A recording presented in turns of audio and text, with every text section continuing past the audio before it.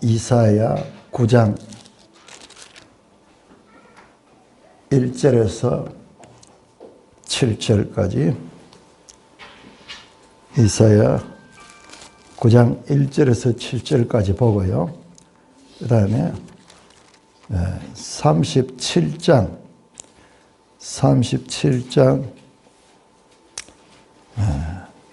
31절에서 38절까지 두 군데 읽겠습니다. 일단 37장을 표시해 주세요. 이사야 37장을 표시해 주시고, 이사야 9장 1절, 전에 고통받는 자들에게는 흑암이 없으리로다. 옛적에는 여호와께서 스불론 땅과 납달리 땅이 멸시를 당하게 하셨더니 후에는 해변 길과 요단 저쪽 이방의 갈릴리를 영화롭게 하셨느니라. 흑암에 행하던 백성이 큰 빛을 보고 사망의 그릇의 땅에 거주하던 자에게 신실히 하시더라. 주께서 이 나라를 창성하게 하시며 그 즐거움을 더하게 하셨으므로 추수하는 즐거움과 탈취물을 나눌 때의 즐거움같이 그들이 주 앞에서 즐거워하오니, 이는 그들이 먹게 된 먹이와 그들의 어깨의 찔과 그 어깨자의 먹이를 주께서 꺾으시되 미디안의 나라와 같이 하셨음이니이다.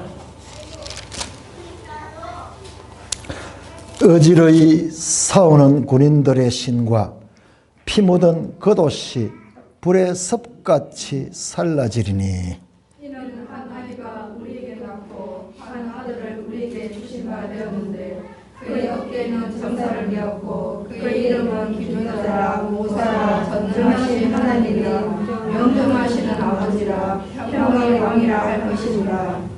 같이 그 정사와 평강의 더함이 무궁하며 또 다윗의 왕자와 그의 나라에 군림하여 그 나라를 굳게 세우고 지금 이후로 영원히 정의와 공의로 그것을 보존하실 것이라.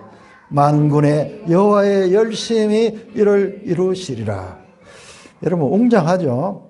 이 9장 1절에 7절은 신약에도 많이 인용되는 내용인데, 오늘 특별히 7절 마지막에 만군의 여호와의 열심히 이를 이루실 것이다. 만군의 여호와의 열심히 이를 이룰 것이다. 자, 이것이 이사야가 초기 사역할 때 아하스 왕 때 준 예언의 말씀이에요. 자, 이 말씀이 성취되는 것이, 자, 이사야 37장 30절부터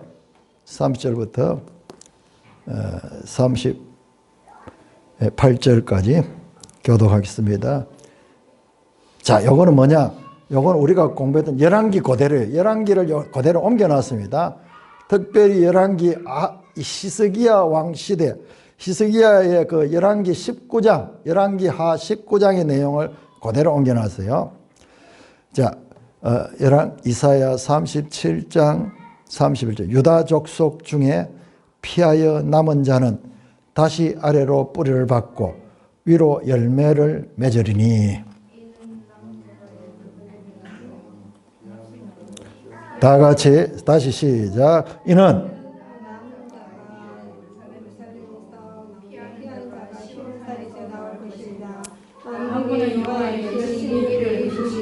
여호와의 열심히 나오죠. 열심히 이제 이루신다는 거예요.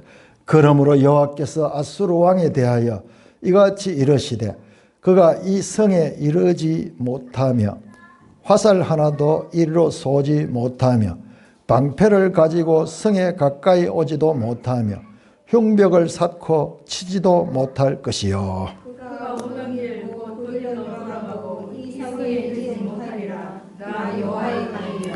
대저 내가 나를 위하여 내 종 다윗을 위하여 이 성을 보호하며 구원하리라 하셨나이다 하니라. 여호와께서 나가서 아수르 진중에서 18만 5천을 쳤으므로 아침에 일찍 일어나서 시체를 보니라. 이에 아수르의 산헤립 왕이 떠나 돌아가서 니느웨에 거주하더니 일스록의 신전에서 경배할 때에 그의 아들 아드람멜렉과 사라셀이 그를 칼로 죽이고 아랏 땅으로 도망하였으므로 그의 아들 에살하돈이 이어 왕이 되니라.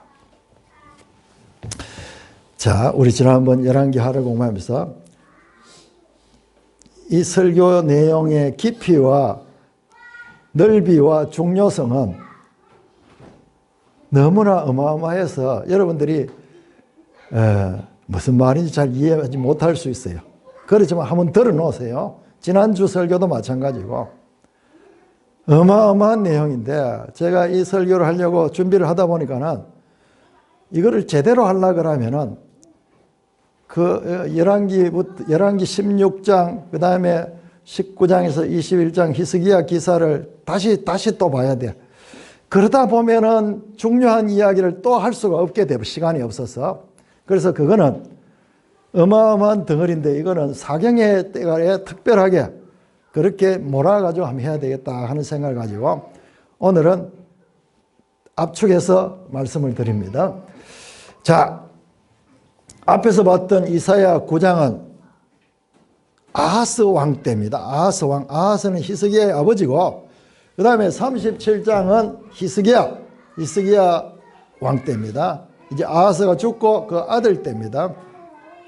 그런데 알다시피 아버지 아하스는 역대 이스라엘 나라의 가장 악한 왕이고 더 구체적으로 열왕기하 16장에 보면은 그는 아수르 왕의 도움을 얻어서 구원을 받습니다. 아람과 북이스라엘 연합군이 유다를 공격해 올 적에 그는 하나님께 기도하지 않고 아수르 왕에게 이 조공을 보내면서 도움을 요청해 가지고 구원을 받습니다. 그런 다음에 보시면은 아수르 왕을 숭배하고 아수르 왕이 섬기는 우상들을 그대로 이 예루살렘에 가져와서 예루살렘 성전에다가 우상의 신전을 만듭니다. 자, 그런데 그 아들 히스기야는 열왕기하 18장에 19장에 나오는데 아버지와 마찬가지로 조공을 바쳐가지고 위기를 모면하려고 그랬습니다. 그런데 아수르가 그냥 조공만 받고 물러나지 않고 예루살렘 성을 포위해가지고 그렇게 이 공격하게 되었습니다. 그때 히스기야는 이사야에게 기도를 부탁하고 자신도 무릎 꿇고 성전에 들어가 기도함으로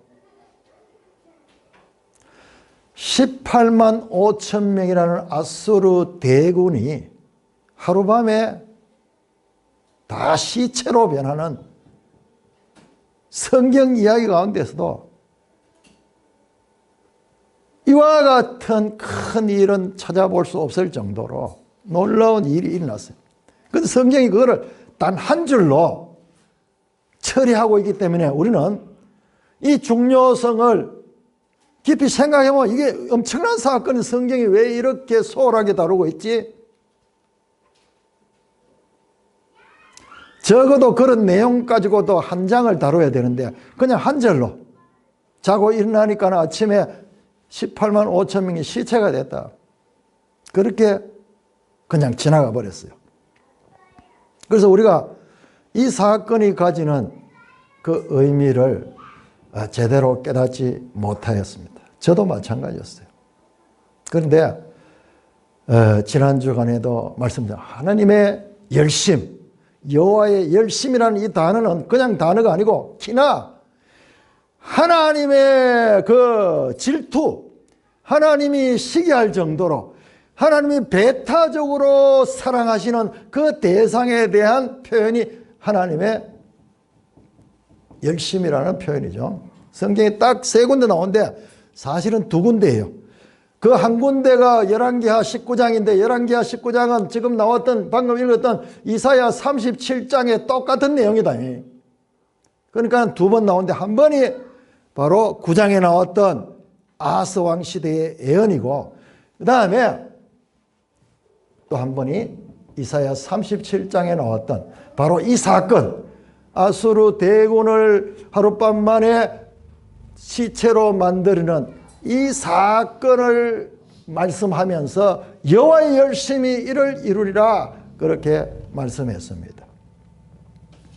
열왕기만 봐가지고는 이 내용을 알 수 없죠. 왜냐 그러면 열왕기에는 이 9장에 나왔던 애언적으로 여호와의 열심이라는 내용이 안 나오거든요. 딱 열왕기에는 그 19장에 그 사건이 일어날 적에 18만 5천 대군이 하루밤 만에 시체로 버리는 이 놀라운 사건이 일어나기 직전에 거기 한번 딱 나오니까는 우리는 그 말씀이 그런 줄만 아는데 이사야서하고 연결해서 보니까는 그 말씀이 히스기야 때 성취되기 이전에 한 30년 전에 아하스 왕 때, 믿음 없었던 아하스 왕 때 이미 주어진 말씀이구나.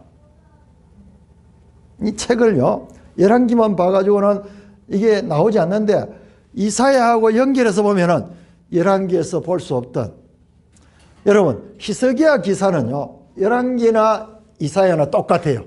똑같이 내용이 열왕기하 19장에서 20장, 그 다음에 이사야서 36장에서 39장 똑같습니다. 똑같은 내용이에요.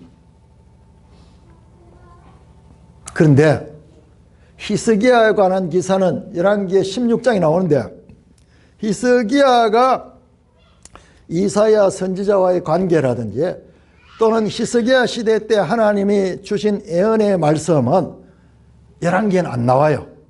근데 이사야서 보면 이사야 7장에서 12장까지 그 유명한 메시아 예언이 가득 들어있는 금광맥과 같은 이사야 7장에서 12장에 풍부하게 하나님께서 말씀하신 말씀들과 또는 이사야 선지자가 직접 아하스 왕과 이야기했던 내용들이 거기에 들어져 나오고 있습니다.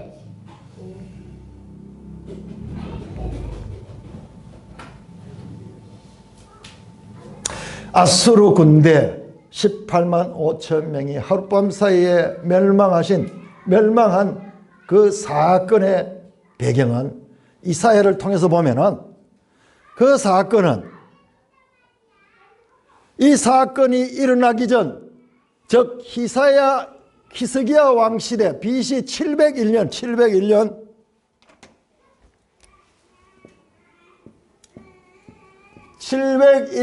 이 사건이 일어나기 한 30년 전 BC 735년경이에요. 5년경 이미 주어진 말씀이다. 여호와의 열심히 이를 이루리라 했던 것과 연결이 됩니다. 자, 그렇게 보면요, 우리가 성경에 아무리 성경을 읽어도 알 수 없는 성경과 성경과의 관계를 통해서 보면 뭐가 보이냐 그러면은, 자, 열왕기에 히스기야 왕이 그렇게 기도하고 간절한 마음으로 이 군대를 싸우는데 하나님께 구할 수 있었던 거는요,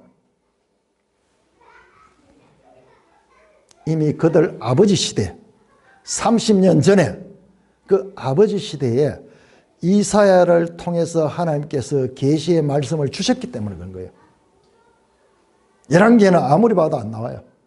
그렇지만은 이미 하나님은 이사야 7장에서 12장에 이사야를 통하여, 이사야는 아하스 왕 시대와 히스기야 왕 시대에 같이 활동을 했거든요. 그러니까 그 아버지와 그 아들 왕 두 시대를 같이 사역을 했기 때문에 히스기야가 이사야에게 도움을 요청하잖아요. 그 가운데 보면은 우리가 생각할 수 있는 것은, 단순하게 도움만 요청한 것이 아니라 30년 전 그 아버지 시대의 이사야에게 주신 하나님의 계시의 말씀을 가지고 그것을 이사야가 히스기야에게 알려줄 수 있었겠구나 하는 생각을 할 수 있는 거예요. 그러니까 단순하게 막연하게 기도했는 것이 아니고 말씀으로 먼저 계시를 받고 그 말씀을 붙들고 기도함으로 말미암아 역사상 전무후무한 대기적의 역사, 유다가 멸망하지 않고 유다가 그 아수르 대군의 그 위협, 제가 지난 주간에 오전에 보여줬잖아요. 아수르가 어떤 나라였던가? 아수르는 당할 나라가 세상에 없어요. 세상 나라를 정복하는데 마치 알을 줍듯이 새 집에서 알을 꺼내듯이 그냥 먹었는, 그냥 아수르가 공격하면은 다 벌벌 떨면서 앞에 나와서 항복하고 다 원하는 대로 다 내놓는 그런 막강한 나라예요. 그 막강한 나라가 18만 5천 대군이 예루살렘 성을 에워싸고 공갈하고 협박하는 그 가운데서 아하스가 기도하고 하나님께 그렇게 간구할 수 있었던 것은 먼저 이사야로부터 들은 말씀이 있었기 때문에 그렇게 기도할 수 있었다는 생각을 가질 수가 있습니다. 로마서 10장 13절에서 17절, 여러분 너무 놀라워요. 성경이. 우리가 지난번 나만 이야기를 하면서 다시 로마서 10장이 나왔거든요.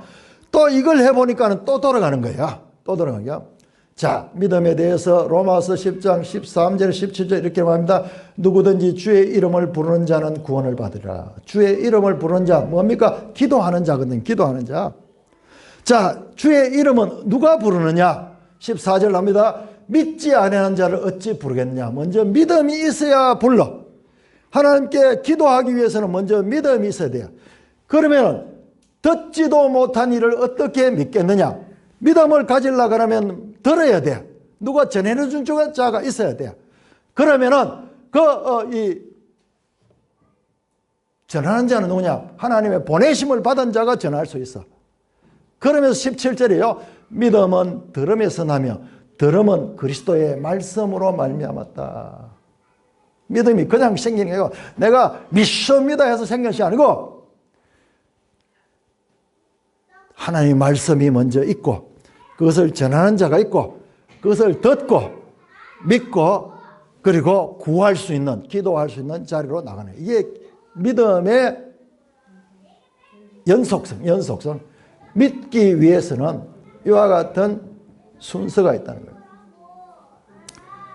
히스기야의 그 기도는요, 그냥 막연하게 신념이 아니라 바로 이사야 선지자를 통해서 주신 그 말씀을 붙들고 히스기야가 기도할 수 있었다는 것입니다.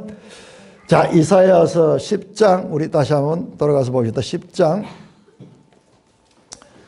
10장 5절부터 보시면은요, 5절부터 15절까지가 아수르의 교만과 아수르에 대한 하나님의 진노가 나옵니다. 그 진노의 이유가 뭐냐? 자기가 하나님같이 자기 마음대로 내 힘과 내 지혜와 내 능력으로 이 세상을 정복했다. 그래서 이 세상은 나의 것인데 이 모든 것은 내가 잘나서 그렇다, 그렇게 자랑하는 내용입니다. 근데 제가 지난 주간에요, 이 내용하고 열왕기하고 연결해 가지고 그렇게 봤습니다. 정밀하게 봐야 돼요. 여러분 보면 이 당시의 이 상황이 그 물씬 올라옵니다. 또 그거 하다 보면 오늘 본질을 또 놓치기 때문에 참 그렇다. 그러니까 성경 하나하나가 미리 딱딱 지금 이해가 되고 딱 세팅이 돼 있어야지 오늘 말씀으로 들어갈 수 있어요. 자, 그런 가운데 12절이에요. 12절에 같이 읽습니다. 10장 12절에 시작. 그러므로 주께서 주의 일을 시온산과 예루살렘에 다 행하신 후에 아수르 왕의 완악한 마음의 열매와 높은 눈의 자랑을 벌하라. 뭔지 모르지만 그러므로 주께서 주의 일을 하신, 주의 일을 시온산과 예루살렘에 다 행하신 후에 아수르 왕의 완악한 마음의 열매와 높은 눈의 자랑을 벌하시겠다고 하나님이 말씀합니다. 이 말씀이 12절이 여러분 주변을 보면요, 그 5절부터 34절까지 나오는 아수르 왕의 교만한 그 마음을 나타내는 말입니다.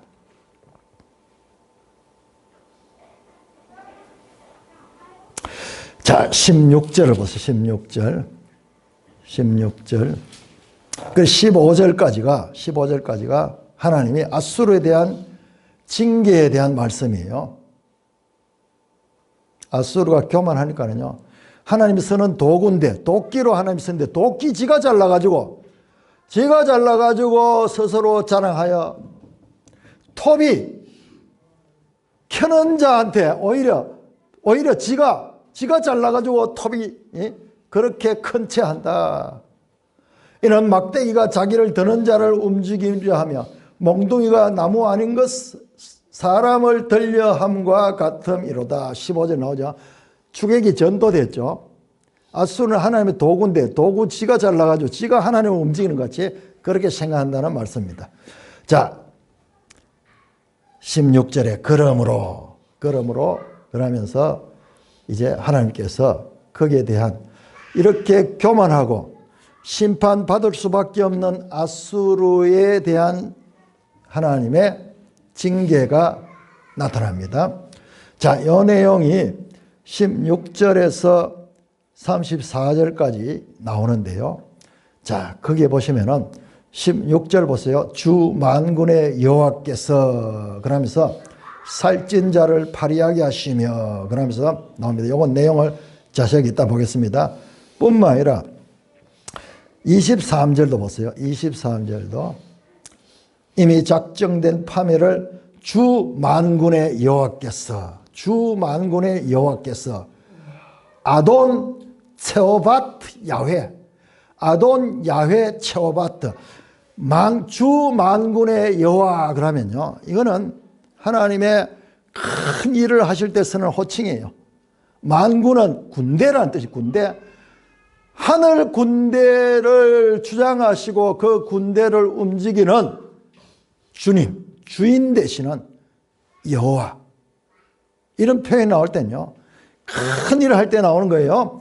다시 24절도 보시면 주 만군의 여호와께서 이러시되 33절도 보면 보라 주 만군의 여호와께서 혁혁한 위력으로 그러면서 아수르에 대한 하나님의 심판의 이유, 그 이유와 누가 그 아수르를 심판하실까 하는 내용이 연속적으로 나오고 있습니다. 주 만군의 여호와께서 라는 말에 4번 반복되는, 그러니까 엄청 중요한 내용이 여기 들어있는 거예요. 하나님의 포스가 느껴지는 거예요.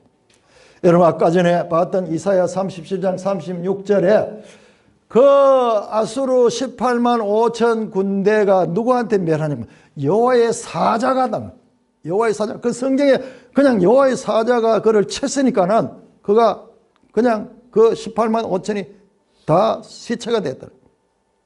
여호와의 사자가 누군지 알 수 없어요. 여호와의 사자가 나왔어요. 자, 오늘 이 본문을 조금 더 자세하게 보기 전에 특별히 선지서는요, 좀 몸풀기를 좀 해야 돼요. 성경 이해를 하기 위해서는 이 성경이 서해진 당대의 그와 같은 문화나 당대의 언어적 표현, 그런 것에 대해서 우리가 쭉 빨려 들어가야지 보이지. 오늘 우리 입장에서 보면요, 읽어도 무슨 말인지 알 수가 없어요.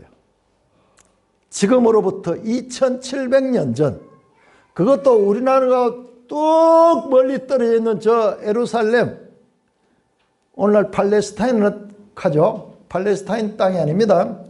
팔레스타인이라는 말은 블레셋이라는 거예요. 블레셋은 한 기퉁이 있었고요. 그 유다 나라, 과거의 가나안 땅, 거기에서 일어났던 이야기예요. 언제? 2700년 전. 여러분, 우리 신라시대가 언제냐 그러면 신라시대가 AD 57년에서 936년. 그러니까 신라시대보다도 신라 시대보다도 천수백 년 더 전의 이야기예요. 조선시대는요, 1390에서 1800, 한 500년, 신라 한 900년 그런데 이거 다 합쳐봤자 이 성경시대에 비하면은 최근의 이야기, 최근의 이야기. 그런데 우리나라에서 일어난 사건들도 오늘날 우리가 그 역사를 대해보면요, 잘 이해하지 못해요. 전번에 그 TV 드라마 가운데 뿌리 깊은 나무가 그 세종대왕을 다루고 있는 드라마에 한석규라는 배우가 대왕으로 나오는데 충격적이야. 우린 왕이 나오면 어떻게 하면 왕은 전하 그러고 왕은 또 말할 때 있을지어다 그러면서 근엄하게 말하잖아요. 근데 뜻밖에도 세종대왕이 욕을 막 하면서 사투리를 쓰기도 하고 그러면서 너무나 인간적인 모습으로 나오는 거야. 막 욕도 하고 말 안 들으니 뒷담화도 하고 이런 모습으로 나오는 거야. 그게 사실이에요, 실제로. 황선벌이라는 영화가 있었는데 그건 백제하고 신라하고 이런 싸우는 영화인데 거기에 김유신 장군이 나오는데 김유신 장군이 경상도 사투리를 쓰면서 모이라 하고 막 이렇게 이야기를 보면은 실감이 나요. 실제적으로 그렇게 했어요. 사투리를 쓰고 이렇기 때문에 우리가 들어도 이게 무슨 말인지 잘 모르는 거예요. 성경도 마찬가지예요. 네 언제 국수 먹여줄래? 우리 그런 소리 하면은 조금 연륜이 있는 분들은 무슨 말인지 알지만 우리 젊은 사람들은 아는지 잘 몰라요. 언제 국수 먹어줄래? 이렇게 하면 무슨 말인지 아세요? 알아요? 그렇죠? 그래도 약간 연식이 있는 분들하고 간접에 살아나는 거지. 아마 이 젊은이들 잘 모를 거예요. 머리에 상투 털 때 이걸 만약요 글로 써놨다 생각해 보세요. 어떻게 해석하겠어요? 그 시대의 문화에 들어가면은 그거를 알면은 이렇구나 되지. 이 성경이 어려운 게 우리한테 이런 거예요. 머리를 상투 턴다는 것은 조선시대에 결혼한 사람들, 결혼 전에는 그냥 머리를 기르고 있다가 결혼하면 이제 상투를 턴다 그러죠. 근데 그거 뭐 세월이 지나면 그거 누가 알겠어요? 성경은 그보다도 훨씬 더 앞선 시대의 말씀입니다. 자, 본문 한번 보겠습니다.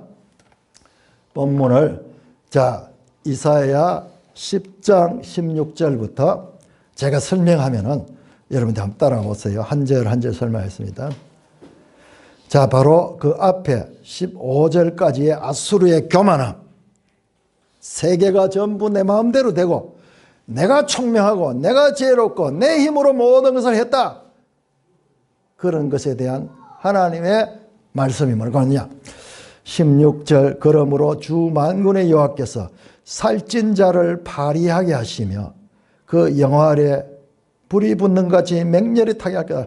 여러분 파리하게 하다 하는 말 이거 옛날에 많이 썼는데 요즘은 잘 안 쓰는다 하는데 이렇게 되네요. 살찐 자 누구냐? 아수르야. 온 세상을 지배하는 그런 살찐 자. 파리하게 하는 거는요. 병들어서 죽어가는 정말로 그 입술이 새파랗게 되면서 벌벌벌 떨면서 죽어가는 그런 모습이에요.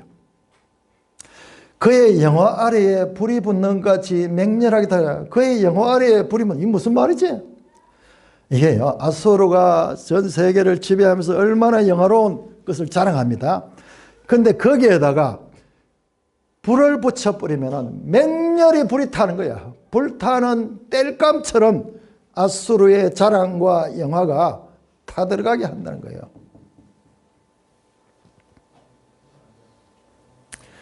17절입니다.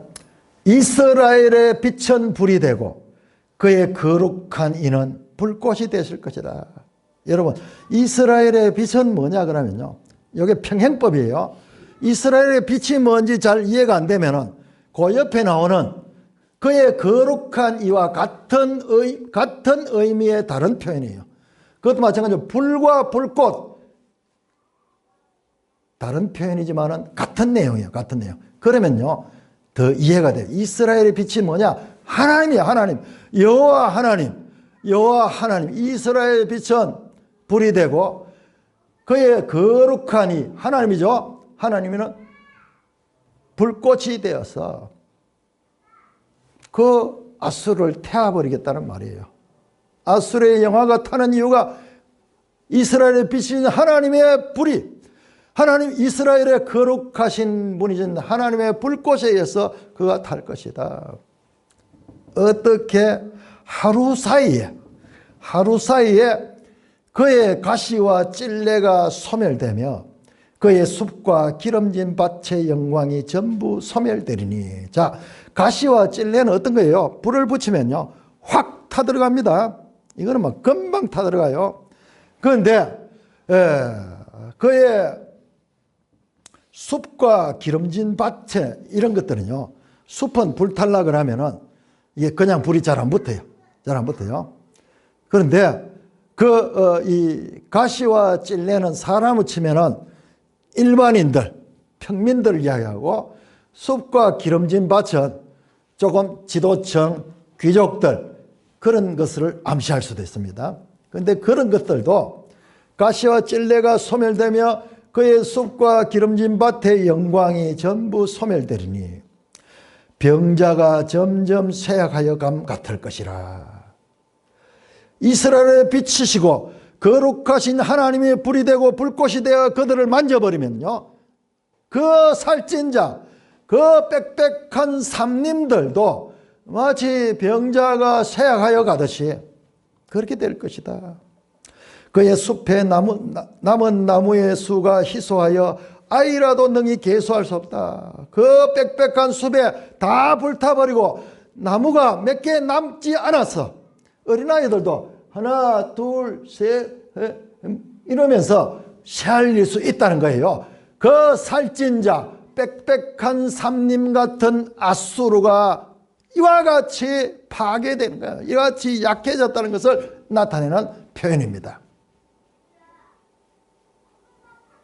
그냥 읽으면요, 얘는 뭐 숲 이야기하고 갑자기 뭐 불 이야기 나오고 막 이런 혼란스럽죠. 이게 이 시대의 언어로 들어가서 보면요. 자, 20절, 그날에는 이스라엘의 남은 집과 야곱 족속에 피난한 자들이 다시는 자기의 친자를 의지하지 아니하며, 자기의 친자가 누구예요? 아수르잖아요. 아수르를 의지하지 아니하는 거야. 아수르를 의지 아니하고, 아하스 왕 시대는 아수르를 의지했거든요. 근데 그날이 되면은 이스라엘 백성이 아수르를 의지하지 않고 또는 애굽을 의지했습니다. 그 애굽을 의지하지 아니하고 어떻게 이스라엘의 거룩하신 이 여호와를 진실하게 의지하리니, 하나님을 진실하게, 여기 에뮤나 또는 에메트라는 단어인데요, 하나님을 바르게 믿는 거, 바르게 믿는, 진실하게 믿는 거예요. 믿음의 문제예요. 믿음의 문제. 아하스는 아수르 왕을 의지해서 목숨을 구했지만은 나중에 망하게 됐어요. 그런데 히스기야는 어떻게 했습니까? 그 아수르 군대가 와서 공격하면서 너가 믿는 하나님은 거짓이야, 히스기야의 말도 거짓이야, 그러므로 아수르 대왕을 의지하고 우리에게 항복해, 그랬을 적에 끝까지 믿음을 가졌거든요. 그날에 이스라엘의 거룩하신 여호와를 진실하게 의지할 것이다. 남은 자 곧 야곱의 남은 자가 능하신 하나님께로 돌아올 것이다. 그 가운데서 남은 자들, 그들은 하나님께 돌아오게 된다. 이스라엘이여, 22절이죠. 내 백성이 바다의 모래 같을지라도 남은 자만 돌아오니 넘치는 공의로 파멸이 작정되었다. 하나님의 심판 가운데 남은 자들만 돌아오는 거예요. 이미 작정된 파멸을 주 만군의 여호와께서 온 세계 중에 끝까지 행하시리라. 하나님이 이 온 세상 가운데서도 남은 자, 결과적으로 남은 자는요, 내용을 연결하면 믿음을 가진 자, 하나님을 믿는 자, 오직 이스라엘의 거룩하신 이를 진실하게 믿는 자, 이들만 구원을 받는 거예요. 수가 아무리 많을지라도. 다시 24절입니다. 그러므로 주 만군의 여호와께서 이르시되 시온에 거주하는 내 백성들아, 아수르가 애굽이 한 것처럼 막대기로 너희를 때리며 몽둥이를 들어 너희를 칠지라도 그를 두려워하지 말라. 여러분, 아수르 군대가 와서 그렇게 둘러서고 그렇게 해서 위협하고 협박하고 있잖아요. 그런데 그를 두려워하지 말라. 하나님의 말씀이에요. 내가 오래지 않아 너에게는 분을 거치고 그들은 내 진노로 멸하리라 한다. 너는 누구냐? 너는 이스라엘. 이스라엘도 하나님의 범죄했기 때문에 징계를 받았죠. 그러나 유다에게는 분을 거치고 그들, 즉 아수르에 대해서는 내 진노를, 하나님의 진노를 펴서 그들을 멸하게 할 것이다. 만군의 여호와께서 채찍을 들어 그들을 치시되 오랫바위에서 미디안을 쳐 죽인 같이 하실 것이며 막대기를 드시되 바다를 향하여 애굽에서 행한 것 같이 하실 것이다. 여러분, 이걸 알아야 돼요. 오랫바위에서 미디안 쳐 죽인 거, 이게 사사기 기드온 시대의 사건이고, 애굽에서 하신 것은 홍해 가다를 가르시고 그 사이로 이스라엘 백성들을 구원하셨잖아요. 그때 전쟁이 있었습니까? 전쟁 없었어요. 하나님이 모세를 통하여 쫙 말씀하시니까는 그 바다에 길이 생겼잖아요. 여러분, 앞에 나오는 미디안을 쳐 죽였던, 오랫바위에서 쳐 죽였던 그 사건, 기드온 사건도 마찬가지예요. 전쟁에서 이긴 것이 아니고 하나님께서 함께 하심으로 기드온 300군사를 통하여 하나도 이쪽에는 상하지 않고 그 미디안 대군을 물리친 사건이에요. 하나님이 하신 하나님의 전쟁, 하나님의 열심을 가지고 하나님이 하시는 그 전쟁을 이야기하는 거예요. 그래서 이 아수르에게도 그 일을 하시겠다는 말씀이에요. 그날에 그의 무거운 짐이 내 어깨에서 떠나고 그의 멍에가 내 쪽에서 벗어지되 기름진 까닭에 멍에가 부러지다. 이게 무슨 말이지 도대체? 여러분, 무거운 짐 내 어깨에서, 아수르가 부과하는 그런 무거운 조공을 바치라 또는 압제하는 그런 것들, 이게 풀어지고 그의 멍에가 내 목에서 벗어지는 것을 가리킵니다. 제일 문제가 어려운 것은요, 기름진 까닭에 멍에가 부러지리라, 이 번역이 너무나 어려워요. 그래서 여러분 성경을 보시면 여러 성경이 다 달라요. 다 달라요. 킹 제임스 성경에 보면요, 기름진 까닭에 because of the anointing, 기름 부음 때문에 뭐 이런 이야기 나와요. 자, 이 부분 난해 구절인데요, 이 부분은 이럴 수 있어요. 기름 부음 받은 자, 메시아죠. 메시아가 그 멍에를 뿌릴 것이다라는 해석할 수도 있어요. 그러나 무리하게 그렇게 해석할 필요는 없고, 자, 이 부분은 좀 난제입니다. 자, 그 다음에 보세요. 그 다음에 보시면은 또 이상한 이야기 나옵니다. 그가 아야스에 이르러 미그론을 지나 믹마스에 그의 장비를 두고 산을 넘어 게바를 유수하고 라마를 떨고, 갑자기 지명들이 쫙 나오는 거예요. 그러니까는 이게 무슨 말씀인가, 갑자기 우리 맥이 떨어져 버리죠. 이게 뭐냐 그러면요, 이게 뭐냐, 깜짝 놀랍니다. 여러분, 이건 예언이라 그랬죠. 나중에 히스기야 때 아수르 군대가 예루살렘으로 공격해 올 때 진을 쳤던 장소예요. 진을 쳤던 장소. 저 북쪽에서부터 쭉쭉쭉쭉 예루살렘까지 아야스에서 이르러 밑거론을 지나 믹마스에 그의 장비를 두고 산을 넘어 게바에서 유숙하며 라마에는 떨고 사울의 기브아는 도망하도다. 기브아는 예루살렘에서 가까이 있거든요. 과거 사울의 도시로 유명했던, 점점 예루살렘으로 군대가 지금 오고 있는 과정을 말씀합니다. 의인화시켜서 딸 길리마 큰 소리로 외칠지어다. 라이사야 자세히 들을지어다. 가련하다 너 아나돗이여. 아나돗은 선지자 에레미야의 고향이잖아요. 이게 전부 유다 나라의 땅들이 유다 나라에. 우리로 치면은 이 대구로 치면은 영천, 청도, 뭐 경산 이렇게 점점 가까이 오는 거예요. 가까이 오는 거예요. 저 김천에서 그다음에 구미를 거쳐 가지고 이렇게 가까이 오고 있는 그 말이에요. 32절 아직 이날에 그가 노업에서 쉬고 딸 시온산 곧 예루살렘 산을 향하여 그 손을 들라. 여러분 노업이 어디냐 하면 노업이 예루살렘에서 아주 가까운 곳이에요. 우리 여기를 치면은 대구를 치면은 성서에 성서. 요즘은 성서가 대구에 되지만 옛날에는 저 경북이라 했잖아요. 칠곡 이 정도 됩니다. 그 다음에 어디로 오냐? 딸 시온산 곧 예루살렘 산을 향하여 그 손을 이게 여러분 아수르 군대 랍사게 사령관이 나와가지고 성 바로 앞에 와서 고함을 치면서 공격하던 그 말로 협박하고 그렇게 설득하던 항복하라고 하며 그들의 군대의 위용과 그리고 너희가 믿는 그 여호와는 아무 힘이 없는 신이야. 히스기야도 거짓말장이야. 항복하면은 내가 좋은 곳으로 너희를 데려가서 잘 먹고 잘 살게 해줄 테니까는 싸우지 말고 좋은 말 할 때 항복하라 하면서 여러분 열왕기하 18장 17절에서 37절까지 가요. 한 20절에 걸쳐 가지고 그 내용이 자세하게 나오는 그 내용이에요. 그 내용. 바로 예루살렘 산 앞에 와서 그렇게 이 손을 흔들고 있는 장면입니다.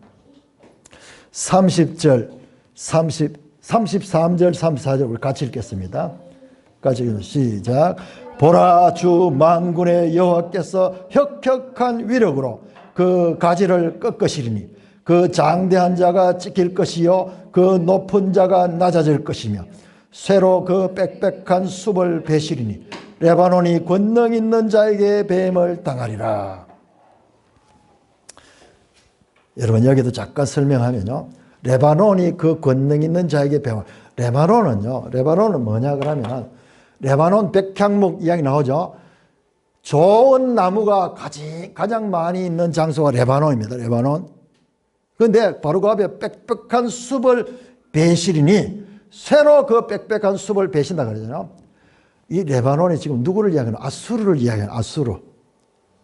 빽빽한 숲과 같이 곧고 굵은 나무들이 쫙 모이는 이것을 하나님이 베시는 거예요. 그래서 바로 앞에 나온 장대한 자가 찢길 것이요 높은 자가 낮을 것이라. 어떻게? 주 만군의 여호와가 혁혁한 위력으로 그 가지를 꺾으시리니. 하나님이 하시는 거 하나님이. 바로 이 신명기 열왕기하 19장 35절에 나왔던 여호와의 사자, 바로 이사야 37장에 나왔던 그 여호와의 사자가 하루 만에 아수르 18만 5천이 시체가 되게 했던 그 일이 지금 이걸 알게. 이게 지금 그 이야기야. 그 이야기. 여호와께서 혁혁한 위력으로 그 가지를 꺾으시니 장대한 자 아수르가 지키고 높은 자 아수르가 낮아질 것이며 새로 그 빽빽한 숲을 베시니 레바논이 권능 있는 자 배배임을. 빽빽한 숲 그 자체가 레바논을 가리키는 거야. 레바논의 백향목처럼 레바논의 그 삼림처럼 그 많고 굵고 강한 세력이 만군의 여호와의 혁혁한 위력 앞에 배임을 당할 것을 나타내는 것입니다. 여러분 제가 이 해석을 해내는 것이요, 이것이 아주 전통적인 성경 해석이에요. 왜냐 그러면 여러분들 혹시 주석 성경, 관주 성경을 가진 사람들요, 관주 성경을 가진 사람들은 이 부분에 관주를 한번 보세요. 여러분 관주 성경을 가지고 있어야 됩니다. 관주 성경을 다 가져야 돼요. 왜냐 그러면 관주 성경은 지금까지 우리 이 믿음의 조상 때로부터 성경 안에서 요 내용이 연결돼. 성경은 다 유기적인 거라 그랬죠. 전부 연결돼 있거든요. 그것을 하면서 연구를 해가지고 만들어 놓은 공인된 해석이에요. 그 관주 성경이 열왕기하 19장에 산헤립이 망하던 그 사건과 지금 이 나오는 이 사건과를 연결시키고 있어요. 여러분, 18만 5천 아수르 산헤립의 대군이 단지 19장 35절 한 절에 딸랑 처리됐거든요. 여호와의 사자가 나와서 하루 만에 그 시체가 되었다는 그 이야기인데, 여러분 그 이야기가 제가 지난 시간에도 그 9장을 가지고 조금 이야기했는데요. 그 이야기가 이사야서에 가득 차 있어요. 가득 차 있어요. 오늘 이 본문 외에도 또 나옵니다. 또 나옵니다. 그러니까는 여러분 그 열왕기에 간단하게 처리된 그 한 절이 이사야 선지자 시대에 이렇게 많은 말씀으로 지금 미리 보여주고 있는 거예요. 그런데 이 이사야에게 하신 이와 같은 이 말씀, 그날에 만군의 여호와께서 혁혁한 위력으로 저 강대한 아수르 대군을 물리칠 것이라는 이와 같은 말씀을 이사야는 알고 있잖아요. 이사야가 전해줬잖아요. 그렇기 때문에 그 히스기야 시대에 히스기야가 믿음으로 하나님께 구할 수 있었던 배경에는 바로, 그리고 이 열왕기하 19장에 보면은 이사야를 만나는 내용이 나오잖아요. 그리고 이사야에게 기도를 부탁하고 이사야로부터 하나님의 말씀을 듣고 그 신탁을 전해주거든요. 그때 나오는 말씀이 여호와의 열심히 이를 행하리라 하는 말씀이에요.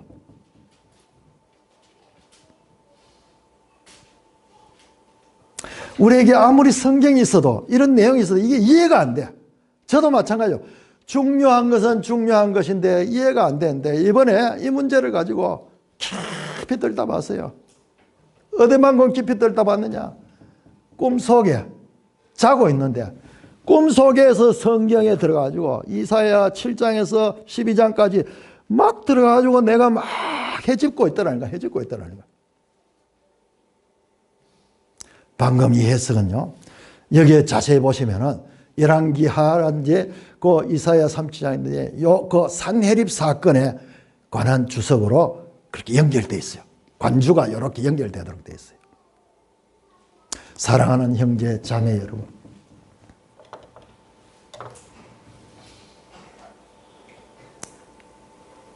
히스기야 때 일어나는 그 믿음으로 기도하여서 유난히 길게 다루고 있는 그 부분들, 아수르 군대가 위협하는 내용 얼마나 자세하게 기도를 했고, 그 다음에 히스기야가 이사야에게 기도를 부탁하고 하나님의 뜻을 듣고 본인도 무릎 꿇고 성전에서 기도하는 이 내용이 18장 19장에 다른 왕들의 기사에 비하면 특별하게 많이 기록이 되어 있었죠. 열왕기에는 나오지 않던 그 부친 아하스 시대에 하나님께서 이사야를 통해서 주신 이와 같은 풍성한 예언하고 연결해서 보면은 열왕기로서만 볼 수 없는, 연결해서 보면은 히스기야의 믿음이 그냥 믿음이 아니라 하나님의 말씀으로부터, 믿음은 들음에서 나고 들음은 하나님 말씀으로부터 시작한다는 그 로마서 10장의 그 믿음의 원리가 여기에도 그대로 적용돼요. 이 성경과 성경의 유기적인 관계 해석을 통해 히스기야가 아수르와의 이 전쟁을 앞두고 믿음으로 기도할 수 있었던 것은 내가 마음이 신념이 있어서가 아니고 선지자 이사야가 받았던 하나님의 예언의 말씀을 믿었기 때문에 그렇게 할 수 있었다고 성경에 안 나옵니다. 그런데 우리 시계를 통해서 유추할 수가 있습니다. 아하스 시대에 주어진 아수르에 대한 풍부한 예언들, 여러분 여기에 엄청난 내용이 나오는데 이게요, 가장 악한 왕 시대에 하나님께서 그렇게 많은 계시를 주셨어요.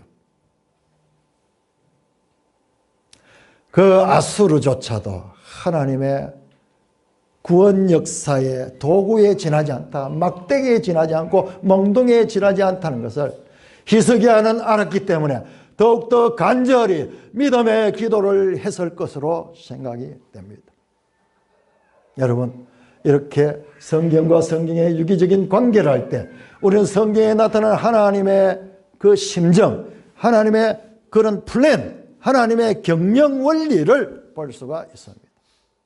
믿음은 들음에서 나며 들으면 하나님의 말씀에 근거하여 하나님의 열심은 믿음으로 말미암는 구원을 통해 그 구원을 하나님께서 행하시는 하나님의 열심을 통하여 하시는 일입니다. 이 같은 하나님의 비상한 뜻을 알고 믿음으로 믿음에 이르러 삶을 살아내시는, 경험해 보시는, 저는 이 놀라운 기적에 비해서는 수에 칠 가치도 없는 쪼매탄 체험을 했었는데 바로 그 하나님이 이 히스기야 시대에 역사하신 혁혁한 위력으로 임하셔서 18만 5천 아수르 대군을 하루 만에 물리치신 그 하나님 것을 공감할 수 있습니다. 이와 같은 우리가 믿는 하나님에 대한 바른 지식을 가지고 믿음으로 승리하는 삶을 사는 산돌의 지체들 되시기를 주님의 이름으로 축원합니다. 하나님.